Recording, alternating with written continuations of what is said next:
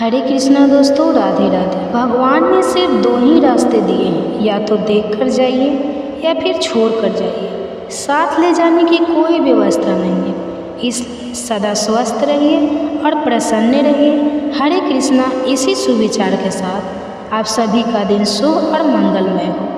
आज भाद्रपद मास का अंतिम दिन यानी पूर्णिमा तिथि है और आज ही भादव मास महात्म के सभी अध्याय भी पूर्ण हो रहे हैं। अब तक के सभी अध्याय सुनने के लिए आप सभी का बहुत बहुत धन्यवाद। आज का यह अध्याय अंतिम अध्याय होगा। आशा करती हूँ आप आने वाले आश्विन महीने में भी हमारे चैनल पर हर कथा को और हर वीडियो को ऐसे ही भरपूर प्यार और सहयोग देंगे। अब सुनिए आज की कथा। जब मुनियों ने पूछा कि तपोधन पापी मनुष्य दक्षिण मार्ग से यमपुरी में किस प्रकार प्रवेश करते हैं, यह हम सुनना चाहते हैं, आप विस्तार पूर्वक बताइए। तब व्यास जी बोले, मुनिवर, दक्षिण द्वारा अत्यंत घोर और महाभयंकर है। मैं उसका वर्णन करता हूँ, ध्यान पूर्वक सुनो। वहाँ सदा नाना प्रकार के हिंसक जंतुओं और गीदड़ों के शब्द होते रहते हैं। वहाँ दूसरों का पहुँचना असंभव है। उसे देखते ही रोंगटे खड़े हो जाते हैं। भूत प्रेत पिशाच और राक्षसों से यह द्वार सदा ही घिरा रहता है। पापी जीव दूर से ही उस द्वार को देखकर त्रास से अर्थात भय से मूर्छित हो जाते हैं और विलाप प्रताप करने लगते हैं। तब यमदूत उन्हें साकल में बांधकर घसीटते और निर्भय होकर डंडों से पीटते हैं, साथ ही डांटते फटकार कर भी रहते हैं।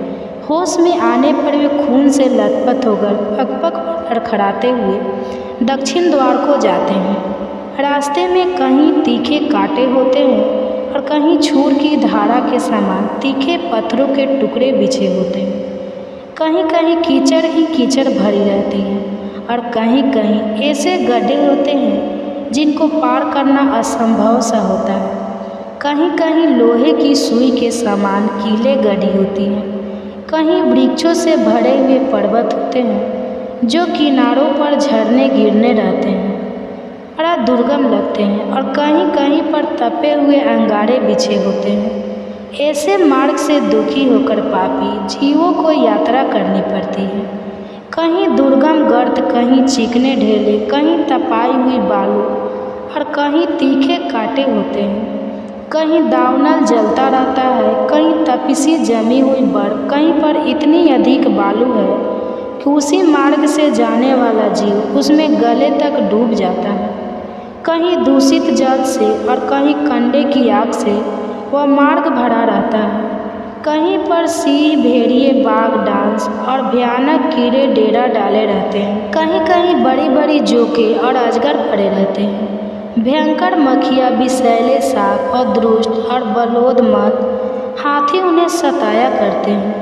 खूर के रास्ते को खोदते हुए तीखे सींगों वाले बड़े बड़े सांड, भैंसे और मतवाले ऊंट सबको कष्ट देते हैं। भयानक डायने और भीषण रोगों से पीड़ित होकर जीव उस मार्ग से यात्रा करते हैं। कहीं धूल मिश्रित प्रचंड वायु चलती है जो पत्थरों की वर्षा करके साथ ही भयंकर उल्कापात होते रहते हैं और जलते हुए अंगारों की वर्षा हुआ करती है, जिससे जलते हुए पापी जीव आगे बढ़ते हैं। कभी जोर जोर से धूल की वर्षा होने के कारण उनका शरीर भी भर जाता है और जीव रोने लगते हैं। मेघों की भयंकर गड़गड़ाहट से बारंबार दुख पहुंचता रहता है। पान वर्षा से घायल हुए शरीर पर नमकीन जल की धारा गिराई जाती है और उसकी पीड़ा सहन करते हुए जीव आगे बढ़ते हैं। कहीं कहीं पर बहुत शीतल हवा चलने के कारण अधिक सर्दी लगती है, तो कहीं रूखी और कठोर वायु का सामना भी करना पड़ता है। इससे पापी जीवों के अंग अंग में बीवाई फट जाती है, वे सूखने और सिकुड़ने लगते हैं। ऐसे मार्ग से जहाँ ना तो राह खर्च के लिए कुछ मिल पाता है, ना कोई सहारा ही दिखाई देता है। पापी जीवों को यात्रा करनी पड़ती है। सब और निर्जल और दुर्गम प्रदेश दिखाई देता है। बड़े परिश्रम से पापी जीव यमलोक तक पहुंच पाते हैं। यमराज की आज्ञा का पालन करने वाले भयंकर यमदूत उन्हें बलपूर्वक लेकर जाते हैं। वे एकाकी पराधीन होते हैं। उनके साथ में ना कोई मित्र होता है और ना बंधु।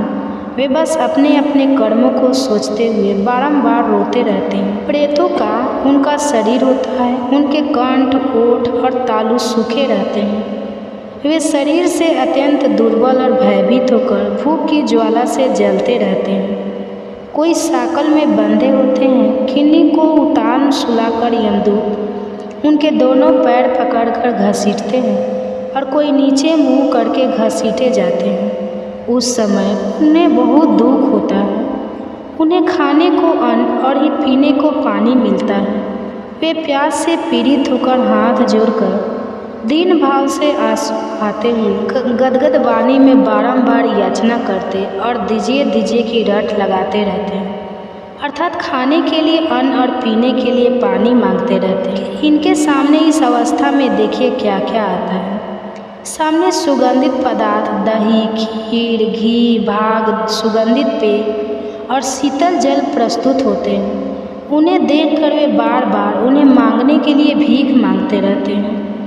उस समय यमराज के दूत क्रोध में लाल आंखें करके उन्हें फटकार हुए कठोर पानी में कहते हैं, ओ पापियों, तुमने समय पर अग्निहोत्र नहीं किया, खुद ब्राह्मणों को दान नहीं दिया और दूसरे को भी उन्हें दान देते बलपूर्वक माना कर दिया। उसी पाप का फल आज तुम्हारे सामने उपस्थित हुआ है। तुम्हारा धन आग में नहीं जला था, जल में नहीं नष्ट हुआ था, राजा ने नहीं छीना था और चोरों ने भी नहीं चुराया था। नराधम, तब भी तुमने जब पहले ब्राह्मणों को दान नहीं दिया, तब इस समय तुम्हें कहाँ से कोई वस्तु प्राप्त हो सकती है। जिन साधु पुरुषों ने सात्विक भाव से तरह तरह के दान किए हैं, उन्हीं के लिए यह पर्वतों के अन्न के ढेर लगे दिखाई देते हैं। इनमें भक्ष भोज पे लोहे और चोक सब प्रकार के खाद्य पदार्थ हैं। तुम इन्हें पाने की इच्छा मत करो, क्योंकि तुमने किसी प्रकार का दान ही नहीं किया है। जिन्होंने दान, होम, यज्ञ, ब्राह्मणों का पूजन किया है, उन्हीं का अन्न लेकर सदा यहाँ जमा किया जाता है। नरकीय जीवों, यह दूसरों की वस्तु हम तुम्हें पलक कैसे दे सकते हैं। यमदूतों की यह बात सुनकर वे भूख प्यास से पीड़ित उस अन्न की इच्छा भी छोड़ देते हैं। इसके बाद यमदूत उन्हें भयानक अस्त्रों से पीड़ा देते हैं। मुद्दर, लोह, दंड, शक्ति, तोमर, पीस, पेरेक, पिपाली, गदा, फरसा और बाणों से उनकी पीठ पर चोट मारी जाती है और सामने की ओर से सिंह तथा बाघ आदि उन्हें काट खाते हैं। इस प्रकार के पापी जीव ना तो भीतर प्रवेश कर पाते हैं और ना ही उनके उस द्वार से बाहर ही निकाले दिया जाता है। अत्यंत दुखी होकर करुण विलाप किया करते हैं। इस प्रकार वहाँ भली भांति पीड़ा देकर यमराज के दूत उन्हें भीतर प्रवेश कराते और फिर उस स्थान पर लेकर जाते हैं जहाँ सबका नियंत्रण करने वाला धर्मात्मा यमराज रहता है। वहाँ पहुंचकर विद्युत यमराज को उन पापियों को आने की सूचना देते हैं और उनकी आज्ञा मिलने पर उन्हें उनके सामने उपस्थित कर देते हैं। तब पापाचारी जीव भयानक यमराज और चित्रगुप्त को देखते हैं।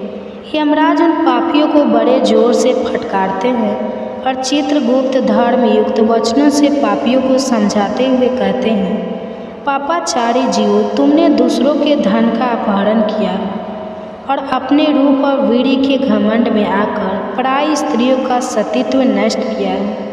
जीव खुद जो कर्म करता है उसका फल भी उसे स्वयं ही भोगना पड़ता है। यह जानते हुए भी तुमने अपना विनाश करने के लिए पाप कर्म क्यों किया? अब किया तो शोक क्यों कर रहे हो? अपने कुकर्मों से ही तुम पीड़ित हो रहे हो। तुमने अपने कर्मों द्वारा जिन दुखों को अर्जित किया है उन्हें अब भोगो। इसमें किसी का कोई दोष नहीं है। यह जो राजा लोग हमारे सामने आए हुए हैं, इन्हें भी अपने बल का बड़ा घमंड था। यह अपने घोर दुष्कर्म द्वारा ही यहाँ लाए गए हैं और इनकी बुद्धि बहुत ही खोटी थी। इसके बाद यमराज राजाओं की ओर देखकर कहते हैं, अरे ओ दुराचारी राजाओं, तुम लोग इसकी अपनी प्रजा का विध्वंस करने वाले हो। थोड़े दिनों तक रहने वाले राज्य के लिए तुमने क्यों भयंकर पाप किया?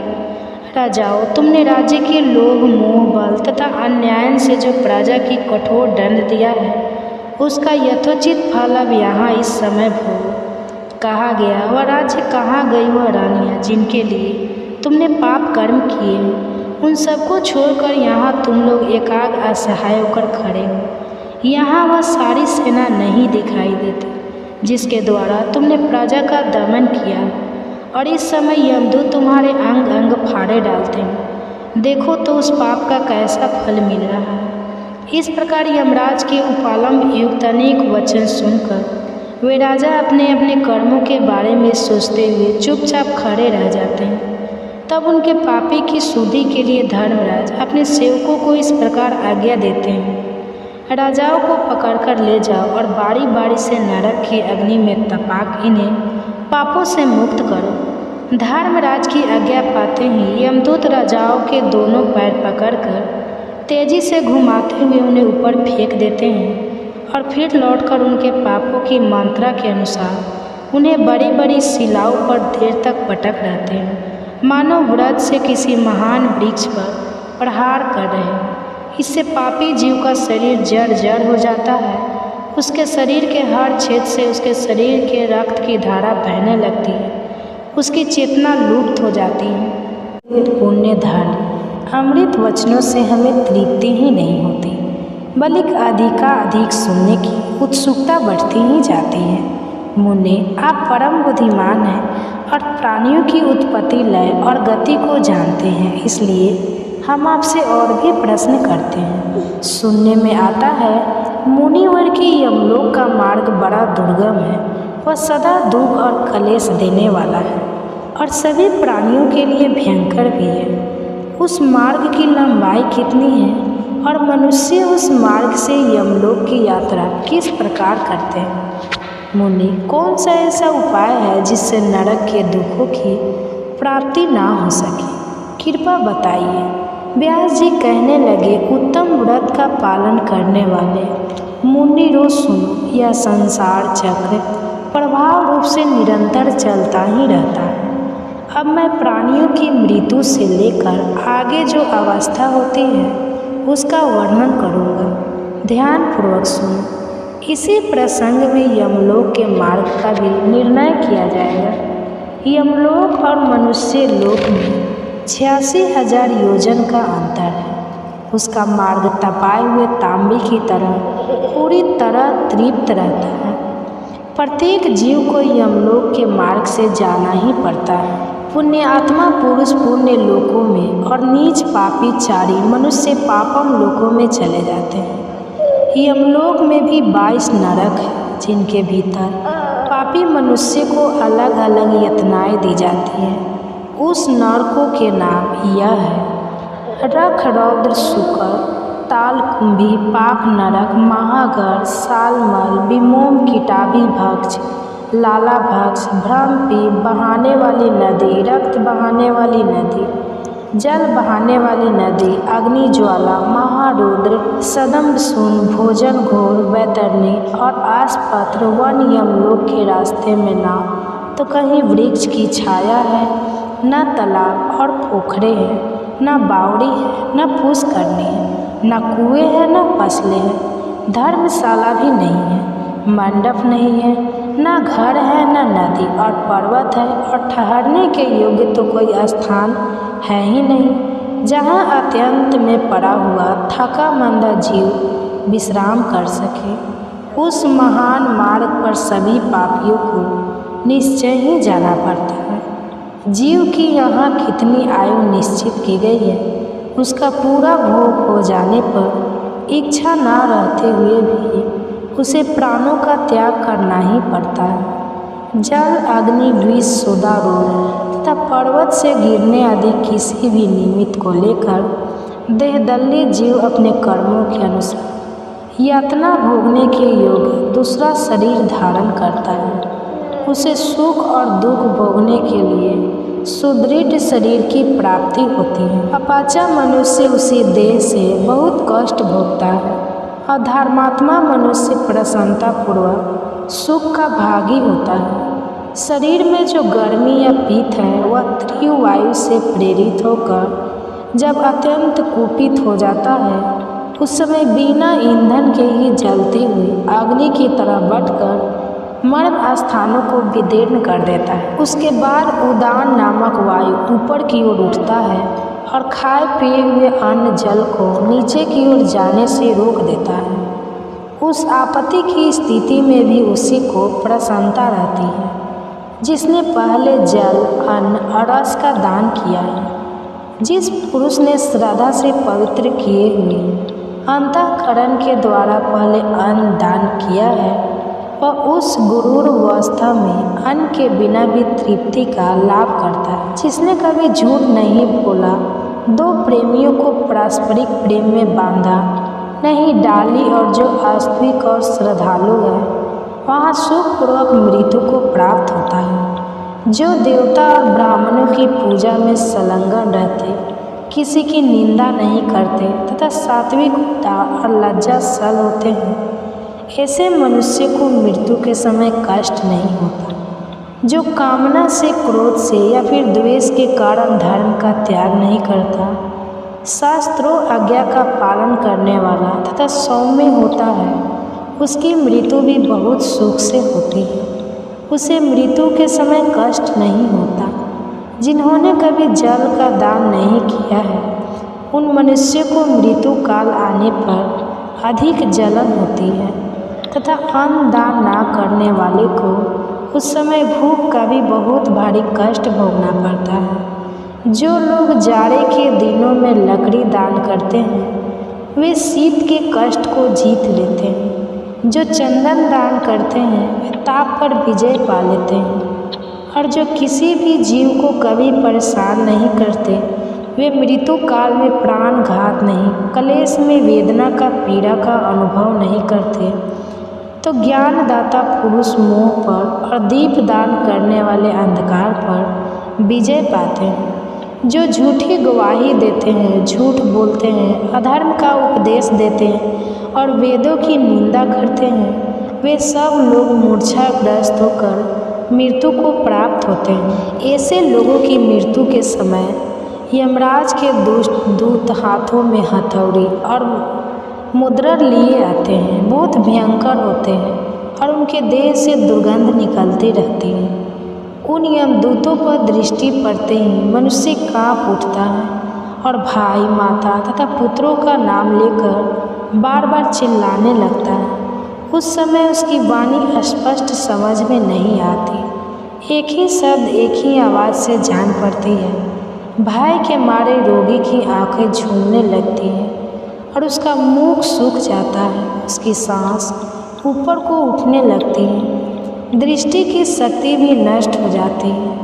फिर वह अत्यंत पीड़ा से पीड़ित होकर उस विशाल शरीर को छोड़ देता है और वायु के सहारे चलता हुआ वैसे ही दूसरे शरीर को धारण कर लेता है, जो रूप, रंग और अवस्था में पहले शरीर के समान ही होता है।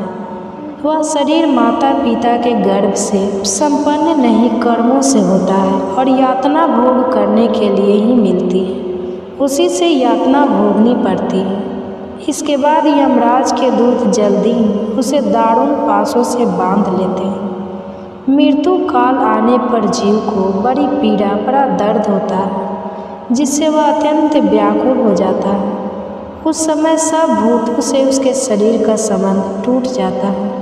प्राण वायु कंठ तक आ जाती है और जीव शरीर से निकलते समय जोर जोर से रोता है।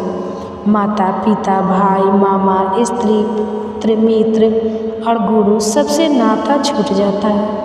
सभी संगे संबंधी नेत्रों में आंसू भरे दुखी होकर उसे देखते रह जाते हैं और वह अपने शरीर को त्याग कर यमलोक के मार्ग पर वायु रूप होकर चला जाता है। वह मार्ग अंधकार से भरा हुआ, अपार, अत्यंत भयंकर तथा पापियों के लिए अत्यंत दुर्गम होता है। यमदूत पास में बांधकर उसे खींचते और मुद्दत से पीटते हुए उस विशाल पथ पर ले जाते हैं।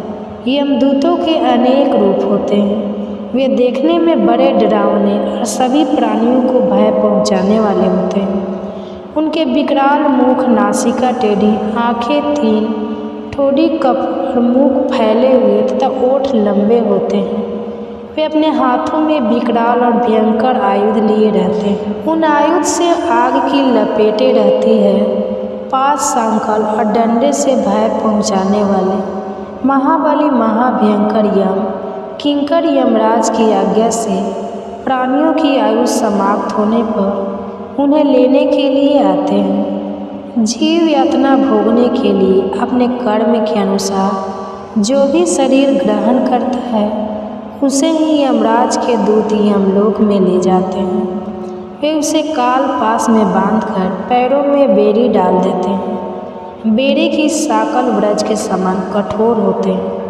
किंकर क्रोध में भरकर उसे बंधे हुए जीव को तरह तरह से पीटते हुए ले जाते हैं। वह लड़खड़ा कर गिरता है, रोता है और हाय हाय कहकर बार बार चिल्लाता रहता है। तब भी जो दूषित कर्म वाले उस पापी को वे तीखे शूल, मुद्दत, खड्ग और शक्ति के प्रभाव और व्रज में भयंकर डंडों से घायल करके जोर जोर से डांटते हैं। कभी कभी तो एक एक पापी को अनेक यमदूत चारों ओर से घेर कर पीटते हैं। बेचारा जीव दुख से पीड़ित होकर मूर्छित होकर इधर उधर गिरता पड़ता है। फिर भी वे दूत उस पर तरस नहीं खाते, उसे घसीट कर ले जाते हैं। कहीं भयभीत होते, कहीं दुख पाते, कहीं लड़खड़ाते और कहीं दुख से बहुत जोर जोर से चीखते चिल्लाते हुए जीवों को उस मार्ग से जाना पड़ता है। यमदूतों की फटकार पड़ने से वे बेचैन हो उठते हैं और भय से विवल होकर कांपते हुए शरीर से दौड़ने लगते हैं। यमलोक के मार्ग पर कहीं कांटे बिछे होते हैं, कुछ दूर तक तप हुई बालू मिलती है। जिन मनुष्यों ने एक दान नहीं किया है वे उस मार्ग पर चलते हुए पैरों से चलते हैं। जीवों की हिंसा करने वाले मनुष्य के शव और मरे हुए बकरों की लाशें पड़ी होती हैं, जिनकी जली और फटी हुई चमड़ी से मैदे और रक्त की दुर्गंध आती रहती है। वे पीड़ा से पीड़ित होकर जोर जोर से चीखते चिल्लाते हुए यम मार्ग की यात्रा करते हैं। शक्ति भिंदर, खंडक, तोमर, बाण और तीखी नोक वाले शूल से उनका अंग अंग छेद दिया जाता है। कुत्ते, बाघ, भेड़िए और कौवे उनके शरीर का मांस नोच नोच कर खाते रहते हैं। मांस खाने वाले लोग उस मार्ग पर चलते समय जोर से चीर जाते हैं। सूअर अपनी डांट से उनके शरीर को चीरते हैं।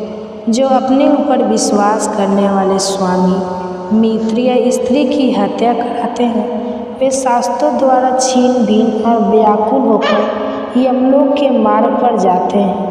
जो निरपराध जीवों को मारते हैं और मरवाते हैं वे राक्षसों के ग्रास बनकर उस मार्ग से यात्रा करते हैं। जो प्राय स्त्रियों के वस्त्र उतारते हैं वे मरने पर नंगे करके दौड़ते हुए यमलोक मिलाए जाते हैं। जो दुरात्मा पापाचारी अन्य वस्त्र, सोने, घर और खेत का अपहरण करते हैं उन्हें यमलोक के मार्ग पर पत्थरों, लाठियों और डंडों से मारकर जड़ जड़ कर दिया जाता है और वे अपने हर अंग से रक्त बहाते हुए यमलोक में जाया करते हैं। जो नाराधाम नरक की परवाह ना करके इस लोक में ब्राह्मण का धन हड़प लेते हैं उन्हें मारते और गालियाँ सुनाते हैं। उन्हें सूखी लकड़ी में बांधकर उनकी आंखें फोड़ दी जाती है और नाक कान काट लिए जाते हैं। फिर उनके शरीर में पीप और रक्त पोत दिए जाते हैं तथा काल के समान गीध और गीदड़ उन्हें नोच नोच कर खाने लगते हैं। इस दशा में भी क्रोध में भरे हुए भयानक यमदूत उन्हें पीटते हैं और वे चिल्लाते हुए यमलोक के रास्ते पर चलने लगते हैं।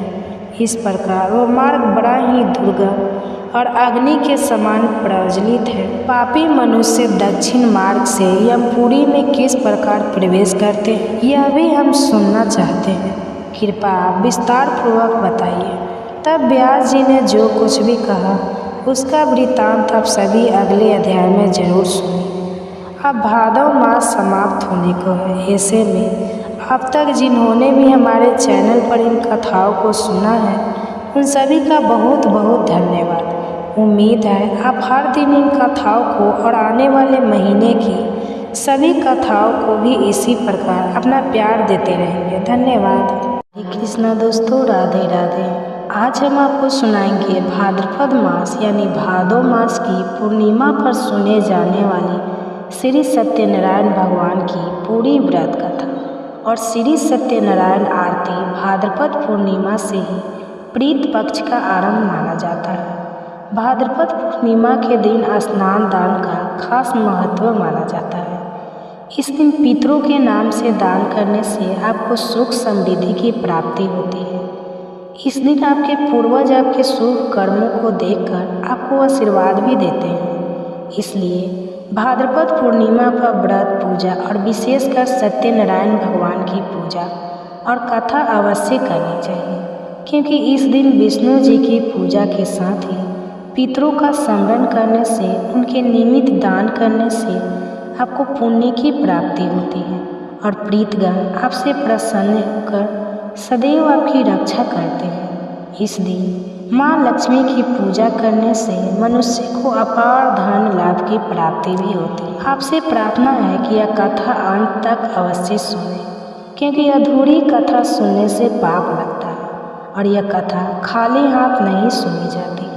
इसलिए कथा सुनते समय हाथ में दक्षिणा, चावल और पुष्प अवश्य रखें। प्रभु सत्यनारायण इस कथा को भादो पूर्णिमा के दिन सुन रहे हैं। सभी भक्तों के जीवन को सुख समृद्धि से भरे। तो आइए अब शुरू करते हैं सत्यनारायण व्रत कथा। तो प्रेम से बोलिए श्री सत्यनारायण भगवान की जय। श्री गणेशाय नमः। एक समय की बात है, ऋषि ने श्री सूत जी से पूछा, हे प्रभु, इस कलयुग में वेद विद्या रहित मनुष्य को प्रभु शक्ति किस प्रकार मिल सकती है तथा उनका उद्धार कैसे होगा? हे मुनिश्रेष्ठ, कोई ऐसा तप बताइए जिससे थोड़े समय में ही पुण्य मिले और मन वांछित फल भी मिल जाए। इस प्रकार की कथा सुनने की हम इच्छा रखते हैं। सर्व शास्त्रों के ज्ञाता सूत जी बोले, हे वैष्णव में पूजे, आप सभी ने प्राणियों के हित की जो बात पूछी है, इसलिए मैं एक ऐसे श्रेष्ठ व्रत को आप लोगों को बताऊंगा जिसे नारद जी ने लक्ष्मी नारायण जी से पूछा था और लक्ष्मीपति ने मुनि श्रेष्ठ नारद जी से कहा था, आप सब अब इसे ध्यान से सुनिए। एक समय की बात है, योगी राज नारद जी दूसरों के हित की इच्छा के लिए अनेकों लोगों में घूमते हुए मृत्यु लोक में आ पहुँचे।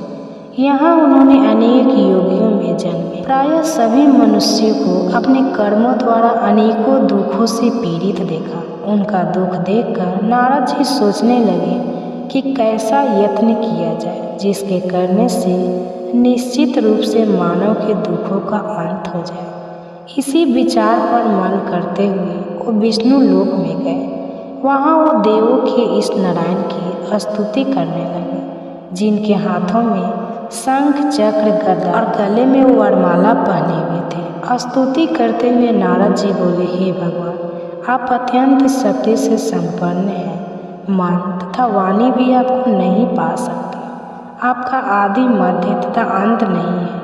निर्गुण स्वरूप सृष्टि के कारण भक्तों के दुख को दूर करने वाले आप ही हैं। आपको मेरा नमस्कार है। नारद जी की स्तुति सुन विष्णु भगवान बोले, हे मुनिश्रेष्ठ, आपके मन में क्या बात है? आप किस काम के लिए पधारे हैं, उसे निसंकोच होकर हमसे कहें। इस पर नारद मुनि बोले कि मृत्यु लोक में अनेक योनियों में जन्मे मनुष्य अपने कर्मों के द्वारा अनेकों दुख से दुखी हो रहे हैं। हे नाथ, आप मुझ पर दया रखते हैं तो बताइए कि वो मनुष्य थोड़े से प्रयास से ही अपने दुखों से कैसे छुटकारा पा सकते हैं? तब श्री हरि बोले, हे नारद, मनुष्यों की भलाई के लिए तुमने बहुत ही अच्छी बात पूछी है, जिसके करने से मनुष्य मुँह से छूट जाता है। यह बात मैं तुम्हें कहता हूँ, सुनो। स्वर्ग लोक और मृत्यु लोक दोनों में एक दुर्लभ उत्तम व्रत है जो पुण्य देने वाला है। आज प्रेम वश होकर मैं उसे तुमसे कहता हूँ। श्री सत्यनारायण भगवान का यह व्रत अच्छी तरह विद्या पूर्वक करके मनुष्य तुरंत ही यहाँ सुख भोग कर मरने पर मोक्ष पाता है। श्री हरि के वचन सुन नारद जी बोले, उस व्रत का फल क्या है और उसका विधान क्या है? यह व्रत किसने किया था? इस व्रत को किस दिन करना चाहिए? सभी कुछ विस्तार से बताएं। नारद की बात सुनकर श्री हरि बोले, दुख और शोक दूर करने वाला यह सभी स्थानों पर विजय दिलाने वाला व्रत है। मानव को शक्ति और श्रद्धा के साथ शाम को श्री सत्यनारायण की पूजा धर्म परायण होकर ब्राह्मणों और बंधुओं के साथ करनी चाहिए। भक्ति भाव से ही नैवेद्य केले का फल, घी, दूध और गेहूं का आटा सवाया ले गेहूं के स्थान पर साठी का आटा, शक्कर तथा गुड़ लेकर और सभी भक्षण योग्य पदार्थों को मिलाकर भगवान को भोग लगाए। ब्राह्मणों सहित बंधु बांधव को भी भोजन कराए।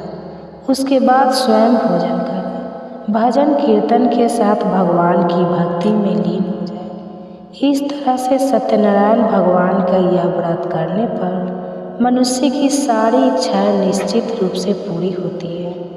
इस कली काल अर्थात कलयुग में मृत्यु में मोक्ष का यही एक सरल उपाय बताया गया है। श्री सत्यनारायण व्रत कथा का पहला अध्याय, भगवान की व्रत कथा का दूसरा अध्याय। सूत जी बोले, हे ऋषियों, जिसने पहले समय में इस व्रत को किया था उसका इतिहास कहता हूँ, ध्यान से सुनो। सुंदर काशीपुरी नगरी में एक अत्यंत निर्धन ब्राह्मण रहता था। वह भूख प्यास से परेशान होकर धरती पर घूमता रहता था।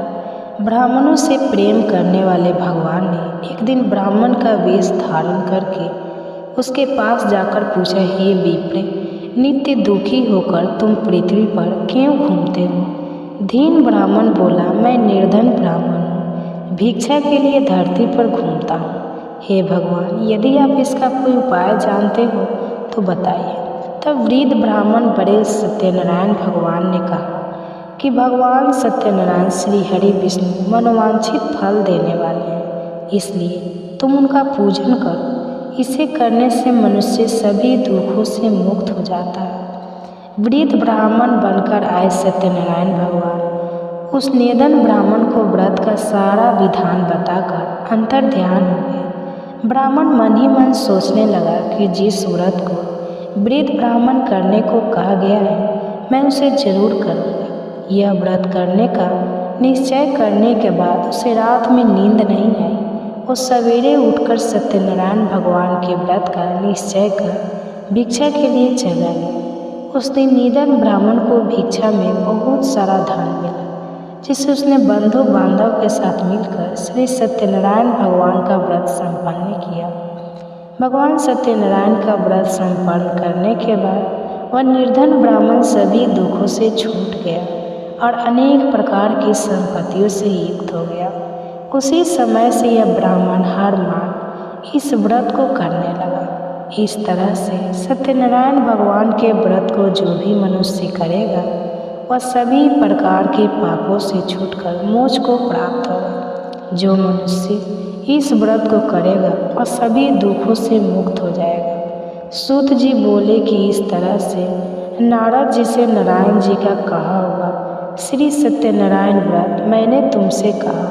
हे विप्रो, अब मैं और क्या कहूँ? ऋषि बोले, हे मुनिवर, संसार में उस विप्र से सुनकर और किस किस ने इस व्रत को किया, हम सब इस बात को सुनना चाहते हैं। इसके लिए हमारे मन में श्रद्धा का भाव है। सूत जी बोले, हे मुनियों, जिसने इस व्रत को किया है वे सब सुन। एक समय वही विप्र धन और ऐश्वर्य के अनुसार अपने बंधु बांधव के साथ इस व्रत को करने को तैयार हुए। उसी समय एक लकड़ी बेचने वाला बूढ़ा आदमी आया और लकड़ियाँ बाहर रखकर अंदर ब्राह्मण के घर में गया। प्यास से दुखी वो लकड़हारा उनको व्रत करते देख विप्र को नमस्कार करके पूछने लगा कि क्या आप यह बता सकते हैं कि आप क्या कर रहे हैं? तो उन्होंने बताया कि हम व्रत कर रहे हैं तथा इसे करने का क्या फल मिलेगा। तब उन्होंने ऐसा पूछा तो उन ब्राह्मण ने बताया कि सब मनोकामनाओं को पूरा करने वाला यह सत्यनारायण भगवान का व्रत है। इनकी कृपा से ही मेरे घर में धन धान्य आदि की वृद्धि हुई है। विप्र से सत्यनारायण व्रत को जानने के बाद लकड़हारा बहुत प्रसन्न हुआ और चरणामृत लेकर और प्रसाद खाने के बाद अपने घर गया। लकड़हारे ने अपने मन में संकल्प किया कि आज लकड़ी बेचने से जो धन मिलेगा उसी से वह सत्यनारायण भगवान का उत्तम व्रत करेगा। मन में इस विचार को लेकर बूढ़ा आदमी सिर पर लकड़ियाँ रखकर उस नगर में बेचने गया जहाँ धनी लोग ज़्यादा रहा करते थे।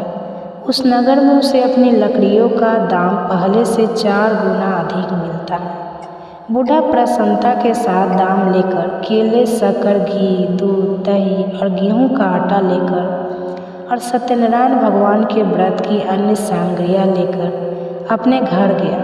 वहां उसने अपने बंधु बांधव को बुलाकर विधि विधान से सत्यनारायण भगवान का पूजन और व्रत किया।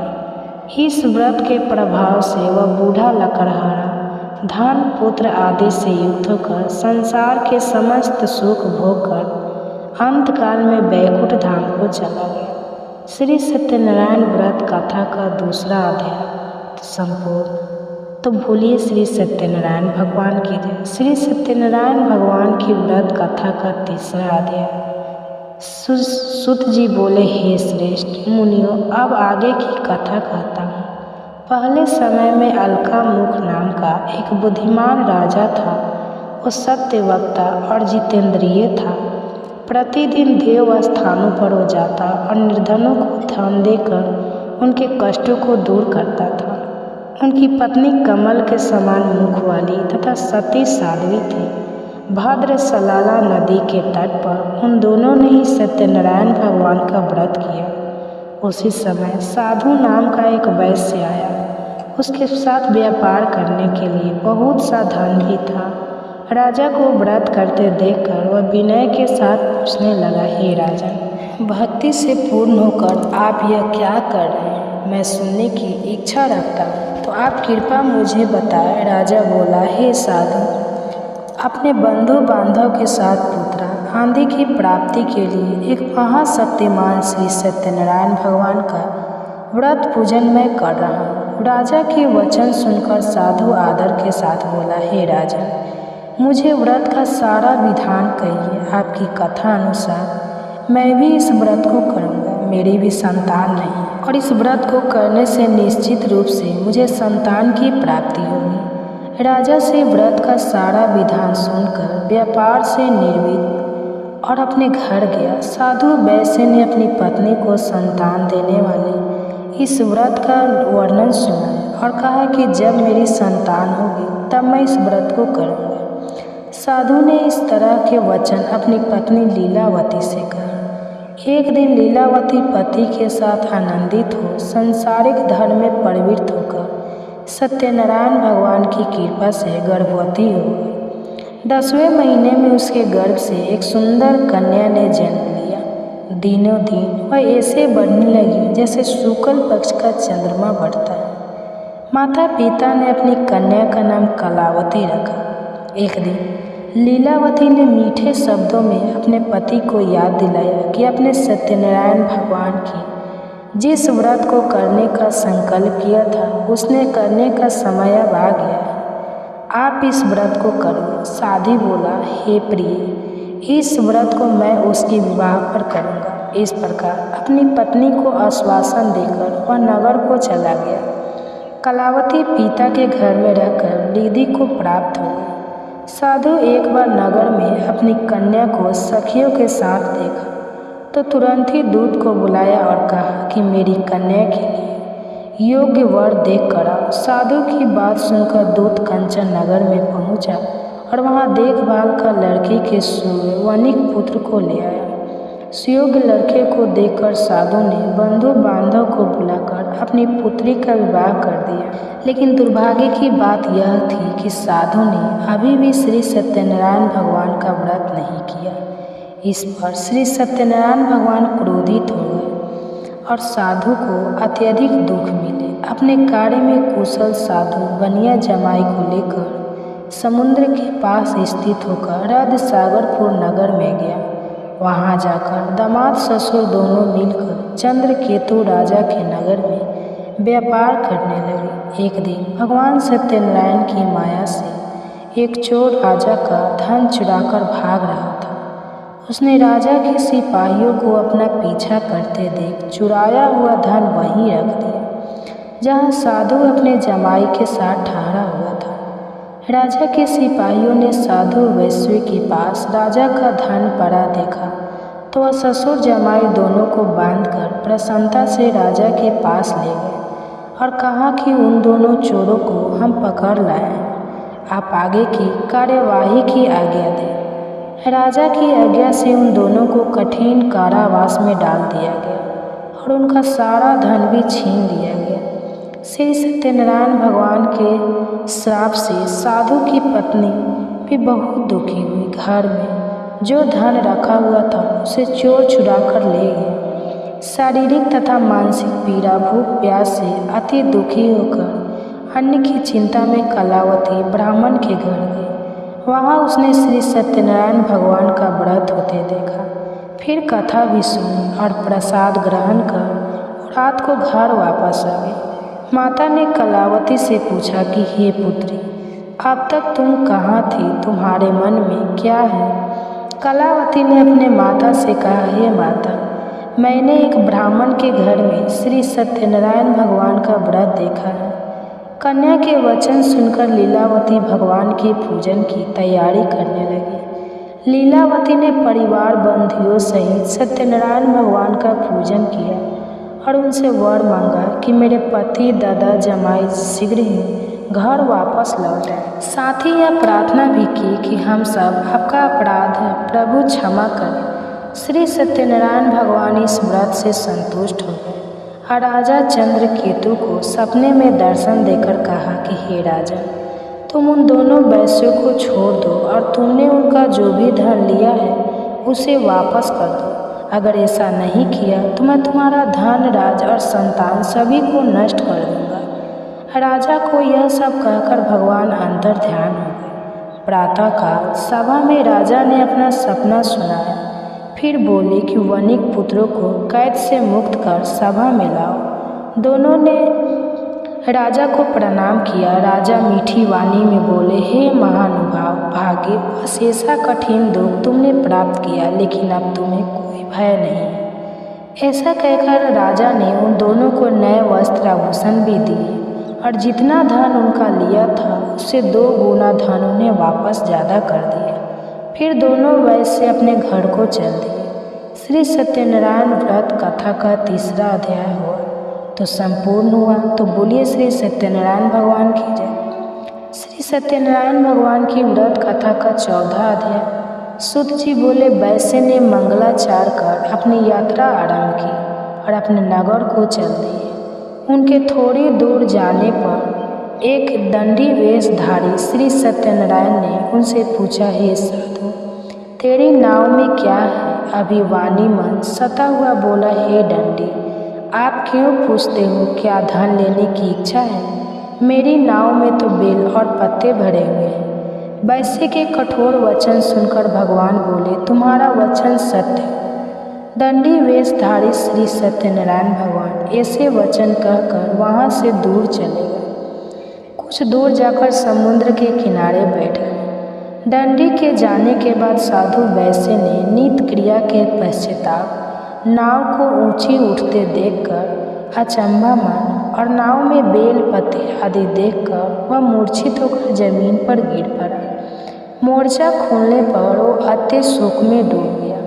तब उसका दामाद बोला कि आप शोक ना मनाएं, यह दंडी का श्राप है, इसलिए हमें उन्हीं की शरण में जाना चाहिए, तभी हमारी मनोकामना पूरी होगी। दामाद की बात सुनकर वह दंडी के पास पहुंचा और अत्यंत भक्ति भाव से नमस्कार करके बोला, मैंने आपसे जो जो असत्य वचन कहे थे उनके लिए मुझे क्षमा कर दे। ऐसा कहकर महान शोक तरल होकर और रोने लगा।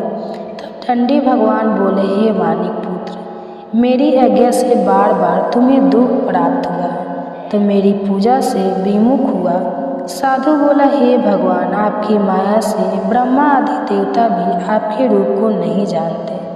तब मैं तो अज्ञानी हूँ, मैं कैसे जान सकता हूँ? आप प्रसन्न हुए, अब मैं सामर्थ्य के अनुसार आपकी पूजा किया करूँगा। मेरी रक्षा करो और पहले के समान नौका में धन भर दो। साधु वैश्य के भक्तिपूर्वक वचन सुनकर भगवान प्रसन्न हो गए और उसकी इच्छा अनुसार वरदान देकर अंतर ध्यान हो गए। ससुर जमाई जब नाव पर आए तो नाव धन से भरी हुई थी।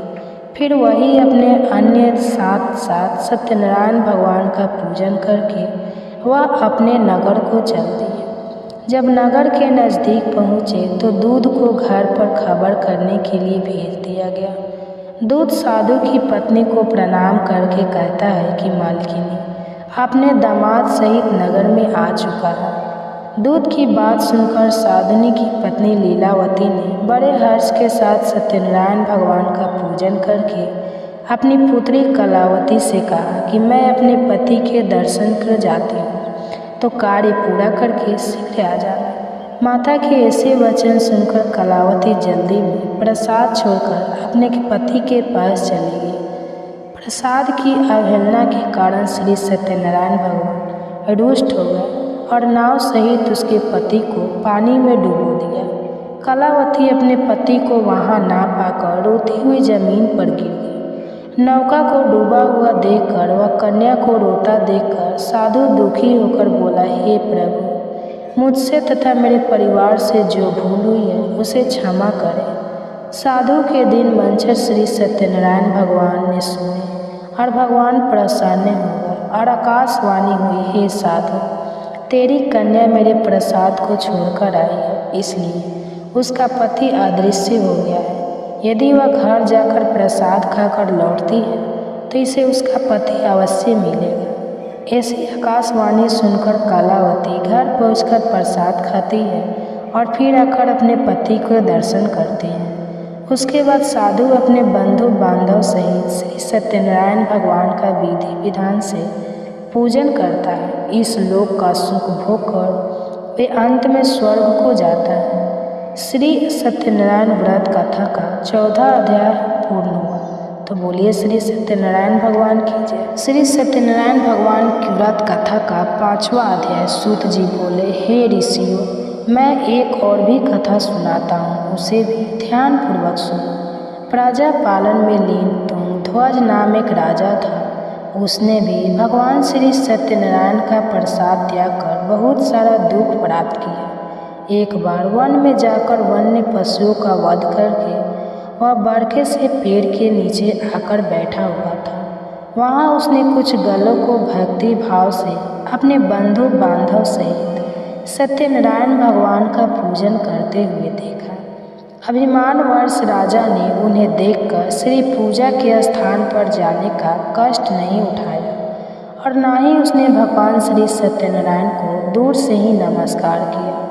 ग्वालों ने राजा को प्रसाद दिया, लेकिन राजा ने वह प्रसाद नहीं खाया और प्रसाद को वही जंगल में छोड़कर वह अपने नगर को वापस चला गया। जब वो नगर में पहुंचा तो वहाँ सब कुछ तहस नहस हुआ पाया, तो वह शीघ्र ही समझ गया कि यह सब भगवान ने ही किया है और दोबारा ग्वालों के पास जंगल में पहुंचा और विधि पूर्वक पूजा करके उस राजा ध्वज तुग ने श्री सत्यनारायण भगवान का प्रसाद खाया। तो सत्यनारायण भगवान की कृपा से सब कुछ उसके नगर में पहले जैसा हो गया। दीर्घ काल तक उस राजा ने सुख भोगा और मरण उपरांत उसने स्वर्ग लोक को प्राप्त किया। जो मनुष्य परम दुर्लभ इस व्रत को करेगा तो भगवान सत्यनारायण की अनुकंपा से उसे धन धान्य की प्राप्ति होगी। निर्धन धनी हो जाता है और भयमुक्त जीवन जीता है। संतानहीन मनुष्य को संतान सुख मिलता है और सारे मनोरथ पूर्ण होने पर मानव अंत काल में बैकुंठ धाम को जाता है। सूत जी बोले, जिन्होंने पहले इस व्रत को किया है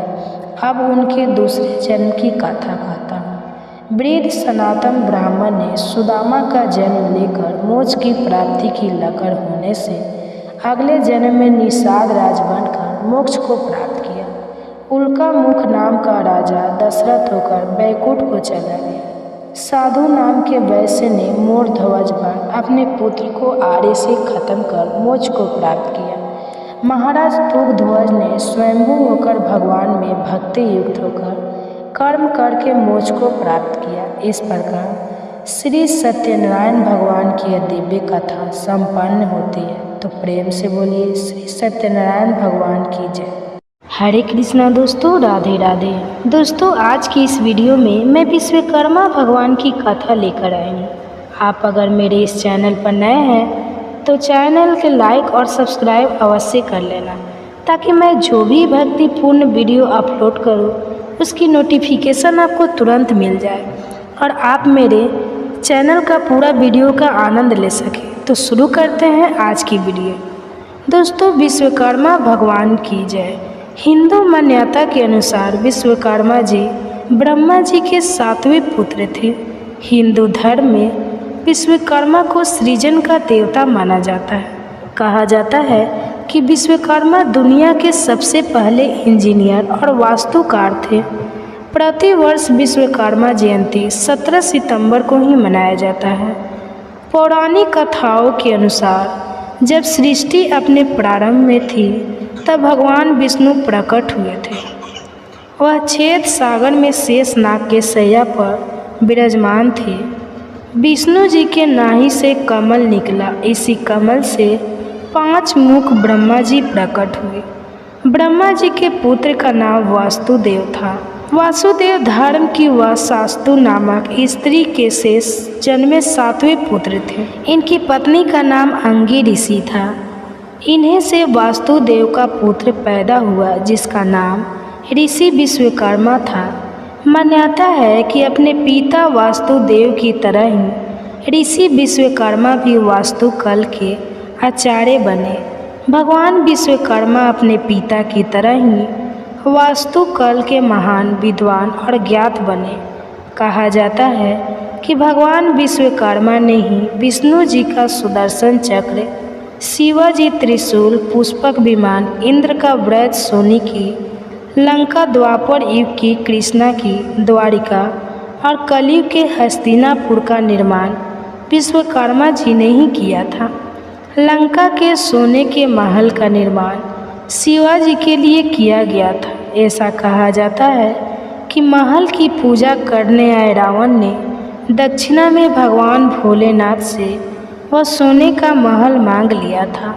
इस तरह भगवान विश्वकर्मा पहले शिल्पकार थे जिन्होंने कई रचनाएं की। विश्वकर्मा ऐसे इंजीनियर थे जिन्होंने कारखाने में उपयोगी मशीनों और पूजा का निर्माण किया था, और इसी कारण से उनकी जयंती पर सभी औद्योगिक फैक्ट्री, लोहे की दुकान, वहाँ शोरूम इत्यादि में इसकी पूजा बड़े धूमधाम से की जाती है।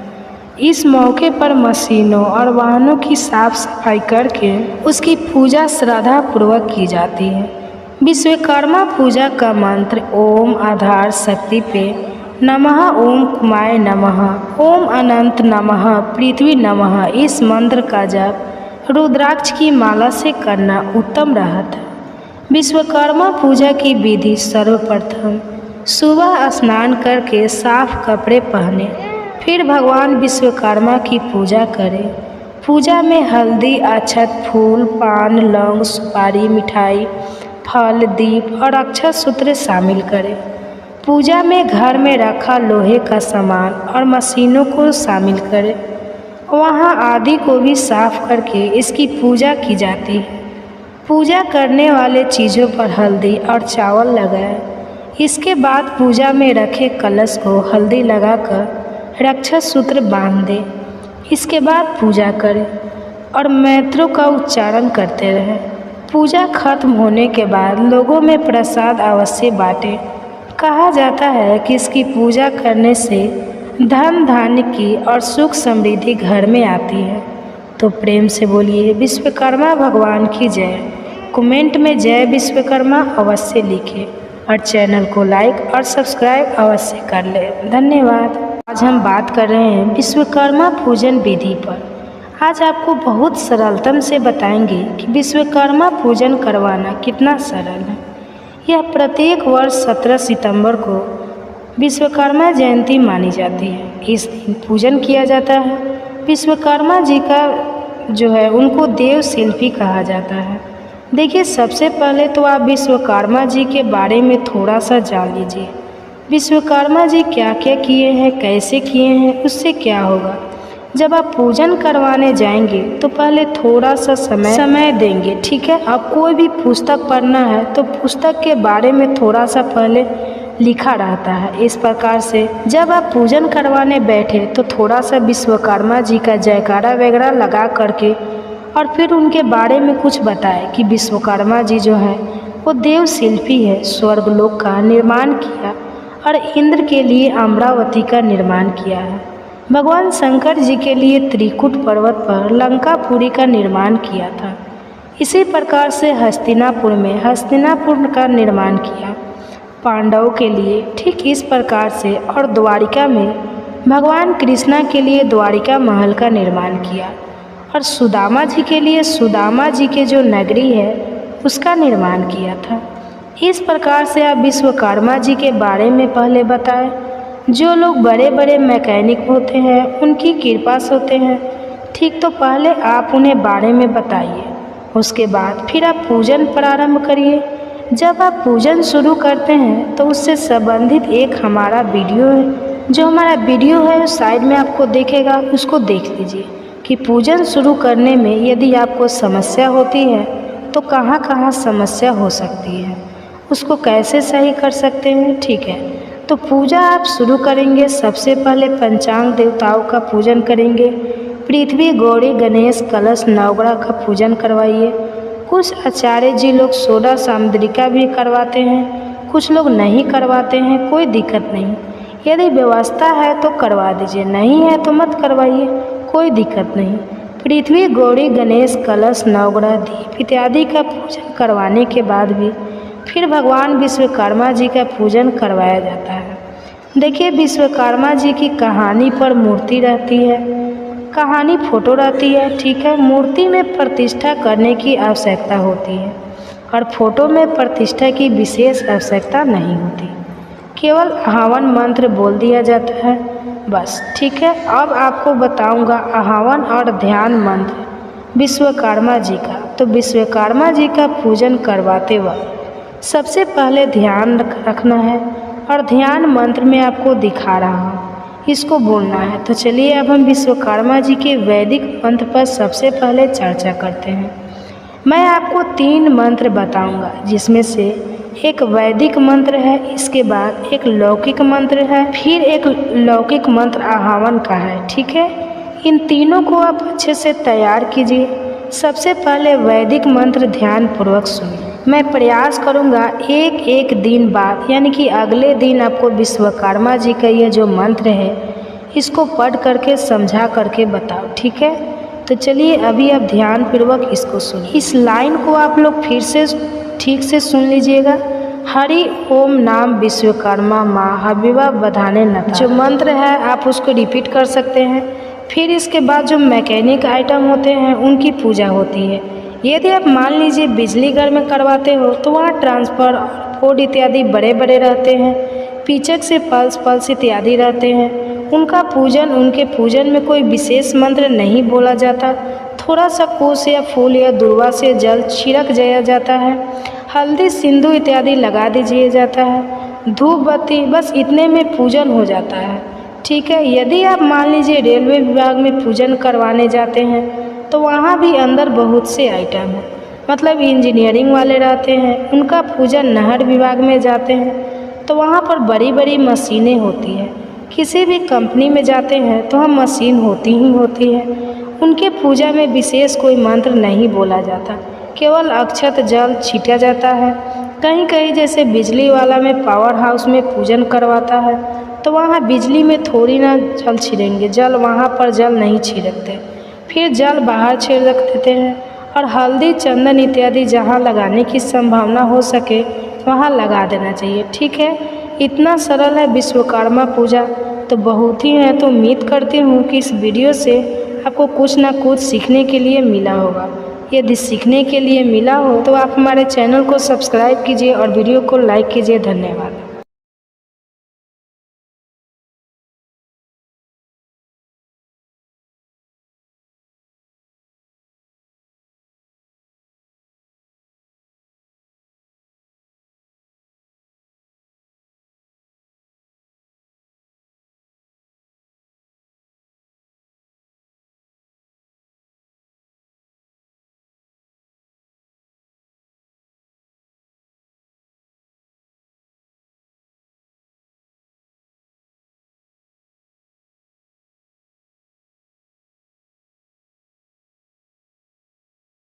होती है। इसी दिन से 10 दिन के गणेश महोत्सव की भी शुरुआत हो जाती है।